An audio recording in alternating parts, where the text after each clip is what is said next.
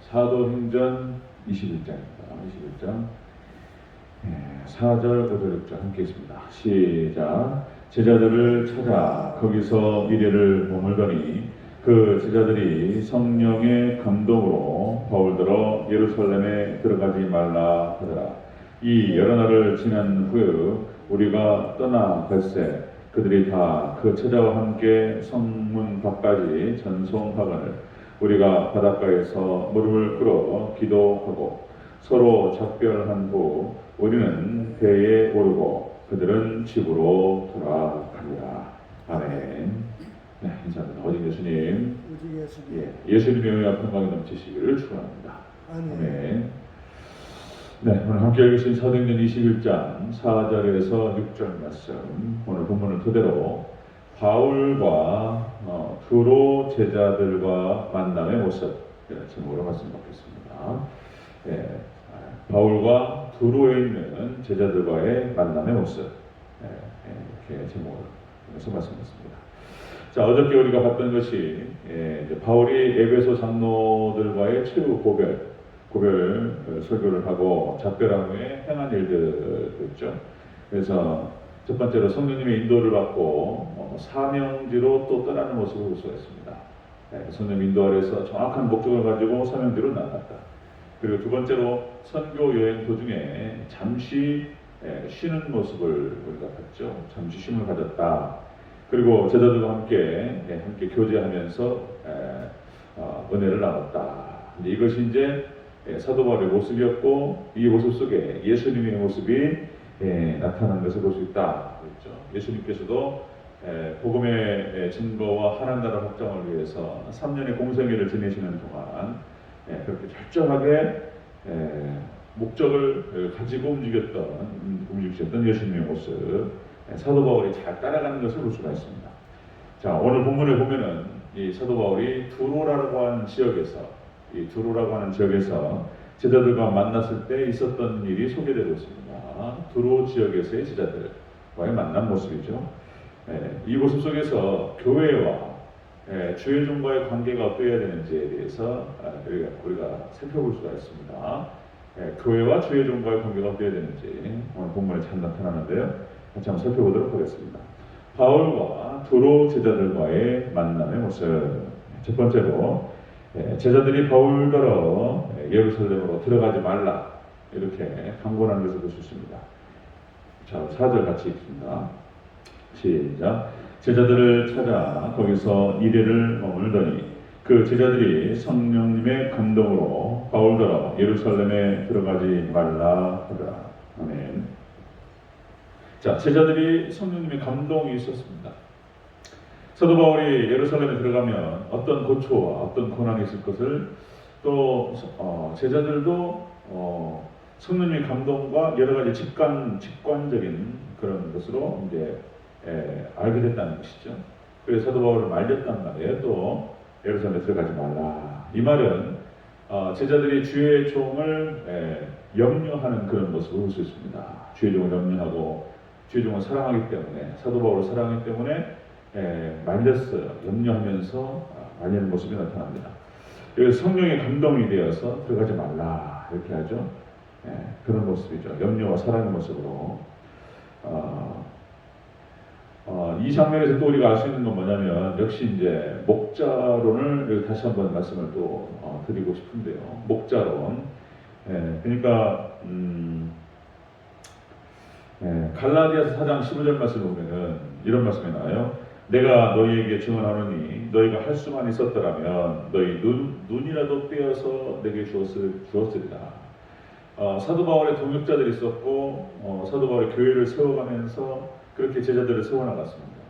그래서 사도 바울을 통해서 구원을 받고 그리고 축복을 받았던 그런 많은 제자들이 사도 바울을 참 잘 따랐고 그리고 사랑했던 모습을 볼 수가 있습니다.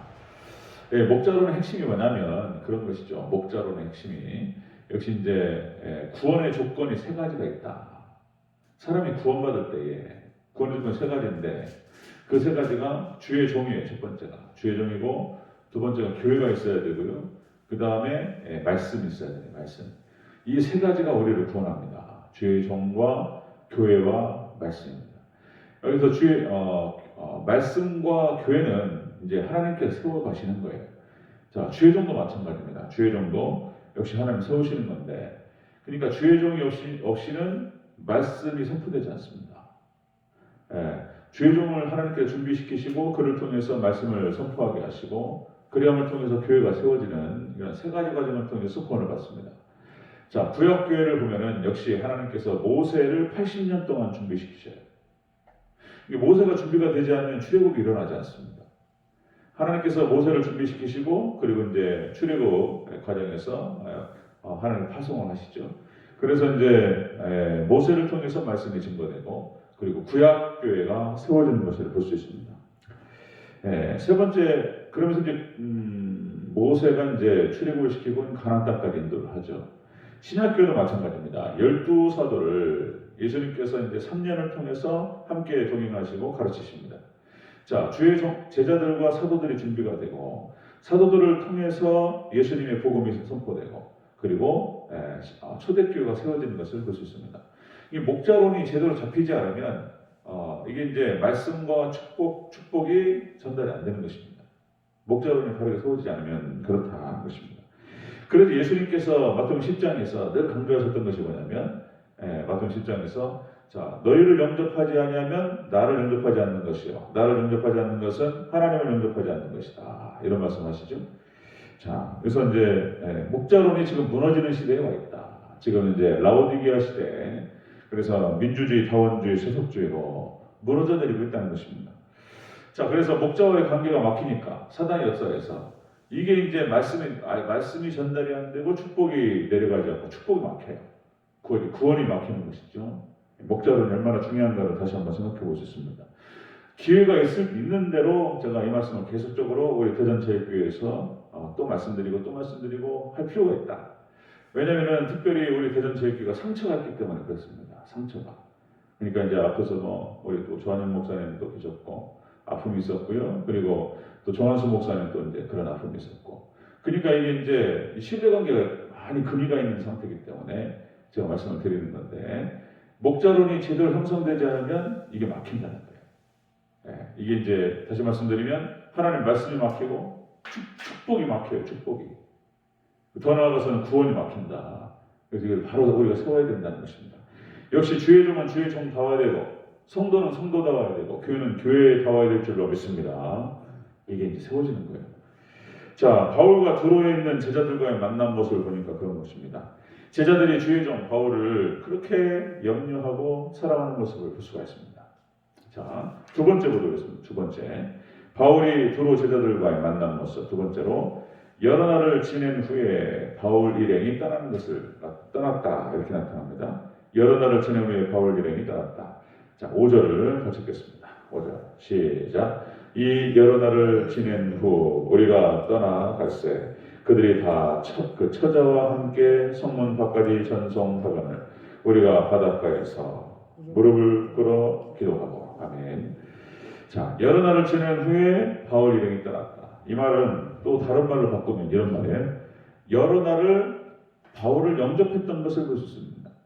여러 날을 주의 종을 영접했던 것을 볼 수가 있는데 여기서 여러 날을 지냈다라고 표현했을 때 이 지내다라고 하는 것이 준비하다, 그 다음에 완성하다, 성취하다 그런 뜻을 갖고 있어요. 이 원어 뜻이 그렇습니다. 여러 날을 지냈다, 준비하다, 성취하다, 완성하다. 그러니까 제자들이 들어와 있는 제자들이 사도 바울이 충분히 다른 새로운 여정의 준비가 될 수 있도록 그렇게 배려했다라고 하는 것을 볼 수 있습니다. 그렇게 준비가 될 수 있도록 영접했고 도왔다. 자, 사도행전 10장 25절에 고넬료 가정에서 베드로를 영접하는 모습을 볼 수 있어요. 자, 마침 베드로가 들어올 때에 고넬료가 맞아 발 앞에 엎드려 절하니. 자, 고넬료 가정에서 백부장이에요. 백부장. 로마의 실세입니다. 실세. 그러니까 베드로는 아무것도 아니에요. 백부장 입장에서 봤을 때 그냥 유대인이에요. 그냥 유대인. 무슨 신분이 있는 것도 아니고 그냥 뭡니까? 백부장 고넬료가 봤을 때 베드로는 그냥 어부예요. 어부. 무슨 신분이 있는 것도 아니고 벼슬이 있는 것도 아무것도 아닙니다. 근데 다만 믿음의 백성의 시각으로 봤을 때 예수님의 제자란 말이에요. 그러니까 이 베드로가 그리고 사도 바울이 복음의 담지자였기 때문에 그래서 거기에 대해서 예우를 하는 것을 볼 수가 있습니다. 주의 종을 영접하는 것이죠. 예수님께서 예루살렘에 입성하실 때 나귀를 타고 올라가셔요. 한번 말씀을 드렸죠. 예수님께서 예루살렘에 입성하실 때 마지막 6월절 십자가 사역을 위해서 예루살렘에 올라가실 때 나귀를 타고 올라가시는데 그때 나귀 타고 올라갈 때 많은 사람들이 호산나 막 찬양하면서 겉옷을 벗고 종려나무 가지를 깔고 막 쫙 깔면서 나귀가 그거를 밟고 올라가요. 쫙 올라갑니다. 예수님을 딱 틈에 태우고. 자, 그러면서 제가 말씀드린 게 있었습니다. 여러분들 다른 거 없습니다. 우리가 예수님을 등에 업으면 여러분들 꽃길을 걸어가고 승리의 길을 걸어갈 줄로 믿습니다. 이거는 꼭 주의 종만을 얘기하는 것이 아닙니다. 주의장 목사만이 아니고 모두가 다 마찬가지예요. 예수님을 등에 업고 예수님을 닮으면 하나님께서 함께 하시는 거예요. 그래서 꽃길을 걸어가고 종려나무 가지 위를 걸어간다는 거예요. 승리의 길을 걸어갑니다. 아멘. 여러분들 예수님을 업으시기를 주의 이름으로 축원합니다. 그러니까 주의 종의 입장에서 봤을 때는 특별히 떨어졌다라고 얘기하기는 좀 애매하지만은 예수님을 복음을 담지했고 복음을 담았기 때문에 하나님께서 은혜를 주시는 거예요. 그러니까 거기 호산나 찬양하는 사람들이 나귀를 보고 찬양하는 게 아니잖아요. 예수님 보고 찬양한단 말이에요. 그러니까 주의 종으로서는 겸손할 필요가 있는 거예요. 그리고 자기 자신을 갖다가 드리고 순교로 교회를 섬기고 순교 정신으로 그럴 필요가 있는데 역시 성도들 교회 입장에서 봤을 때는 또 복음을 잘 담고 있기 때문에 고넬료가 베드로를 영접했던 것처럼 그리고 여기 두로의 제자들이 사도 바울을 영접했던 것처럼 이게 중요하다는 거예요. 이런 것이. 목자론이 무너지는 순간 이게 다 무너지는 거예요. 자, 바울이 두로 제자들과 만남의 모습을 보니까 자, 두로의 제자들이 사도 바울을 염려하고 그리고 사도 바울을 영접하고 그리고 다음 선교 여행을 위해서 준비될 수 있도록 배려하고 이런 것을 볼 수가 있습니다. 자, 바울이 두로 제자들과의 만남의 모습 세 번째는요. 자, 전송할 때 바닷가에서 무릎을 꿇고 기도했다 이렇게 나타납니다. 기도했다. 다시 한번 우리 5절과 6절을 다시 한번 읽습니다. 시작. 이 여러 날을 지낸 후 우리가 떠나갈 때 그들이 다 그 처자와 함께 성문막까지 전송하거늘 우리가 바닷가에서 무릎을 꿇어 기도하고 서로 작별한 후 우리는 배에 오르고 그들은 집으로 돌아가니라. 아멘. 자, 사도 바울 일행들이 선교 다니셨다 떠나는데 이제 다시 준비가 이루어졌습니다. 여러 날을 쉬었고 그리고 또 이제 새로운 선교 여행을 위해서 모든 준비가 끝났어요. 떠나는 것입니다. 자, 그렇게 떠나는 과정에서 서로를 위해서 무릎 꿇고 기도했다 이렇게 나타납니다. 기도했다.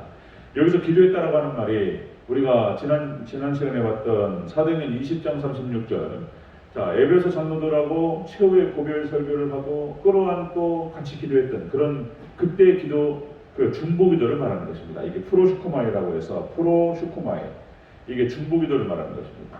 서로 위해서 기도하는 거예요. 사도 바울은 에베소 장로들을 위해서 기도하고 하나님 말씀께서 에베소 교회를 하나님 지켜주시옵소서. 에베소 교회를 하나님 세워주시옵소서. 기도하는 거예요. 그리고 에베소 장로들도 역시 사도 바울을 위해서 기도합니다. 하나님 사도 바울 선생을 지켜주시옵소서. 기도하는 것이죠.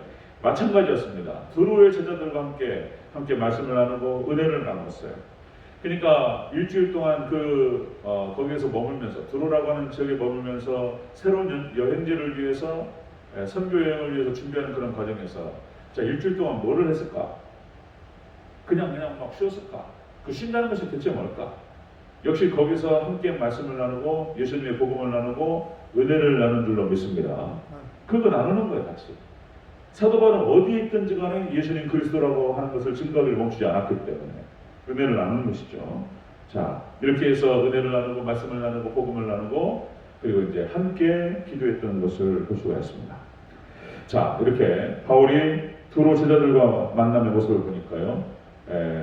첫 번째로 제자들이 주의 종을 염려하고 그리고 영접하고 그리고 또 함께 서로를 위해서 기도하고 그랬던 모습을 볼 수 있습니다. 그리고 이제 하나님께서 다른 지역으로 또 옮기셨기 때문에 그렇게 함께 뜨겁게 기도하고 서로를 위해서 중보하고 떠나는 모습을 볼 수가 있습니다. 복음적 관계죠. 복음적 관계, 영적 관계라고 할 수 있습니다. 그러니까 역시 우리는 인간적인 관계로 봤을 때는 별로 소망을 줄 게 없어요. 인간적 관계는 조금만 섭섭하고 서운하면은 그냥 끝나요. 다 우리 또 죄인이고 다 이기적인 그런 모습들이 다 있기 때문에 서로 그러니까 막 그런 거예요. 1000번 잘하다가 한 번 잘못하면 섭섭한 거예요.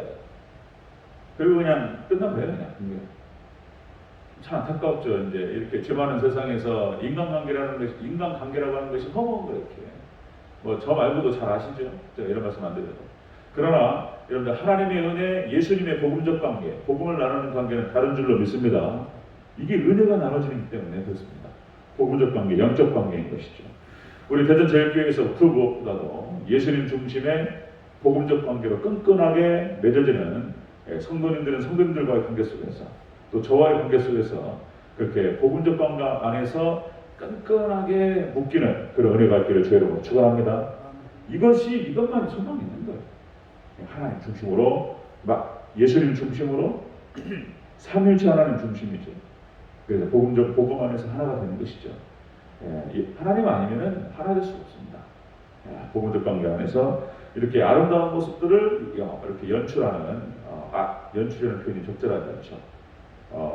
아름다운 모습이 이렇게 드러나고 나타나는 것을 볼 수가 있습니다. 우리 대전제일교회도 이렇게 복음적 관계 안에서 우리 대전이 끈끈하게 하나님의 나라, 정말 생명의 그런 공동체가 세워져 가고 이루어져 가기를 주님으로 축원합니다. 아멘. 기도하겠습니다.